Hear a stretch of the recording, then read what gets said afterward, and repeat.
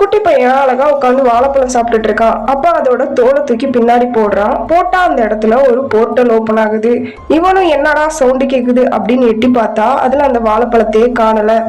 அப்பா அவன் அவனோட வண்டியை தூக்கி அதுல போடுறான். அப்பா அந்த போர்ட்டல் அவனே பாக்குறான். அந்த வண்டி காணாம போறதையும் பாக்குறான். அதுக்கப்புறமா அவன் கீழே வந்து இந்த இடத்துல தானே போர்ட்டல் வந்துச்சுன்னா அவனும் குதிச்சு குதிச்சு பாக்குறான். ஆனா அவன் அந்த போர்ட்டலுக்குள்ள போகல. அதுக்கப்புறமா கீழே கிடக்குற ஒரு கல்லை எடுத்துட்டு திரும்ப மாடிக்கு ஓடி போறான். ஓடி போய் அங்க இருந்து மறுபடி போடுறான். அதே மாதிரி போர்ட்டலுக்குள்ள அந்த கல்லு போகுது. சரின்னு அவன் அவனோட அண்ணன் கிட்ட போய் சொல்றான். ஆனா அவன் அண்ணன் நம்பவே இல்லை, இக்னோர் பண்ணி தள்ளி விட்டுறான். அப்ப அவன் அண்ணன் வளர்க்குற ஆமையை தூக்கி கொண்டு அந்த போர்ட்டல்ல போட்டுடுறான். அங்க பார்த்தா காணாம போயிருது. சரி ஆமையை எடுத்துட்டு வரலான்னு இவனே அந்த போர்ட்டல்ல குதிச்சிடுறான். அங்க பார்த்தா அவன் போட்ட எல்லாமே அந்த இடத்துலதான் இருக்கு. ஆமையை எடுத்துட்டு திரும்ப வீட்டுக்கு வரான். வீட்டுக்கு வந்து பார்த்தா அவன் அண்ணன் ஆளை மாறி போயிருக்கான்.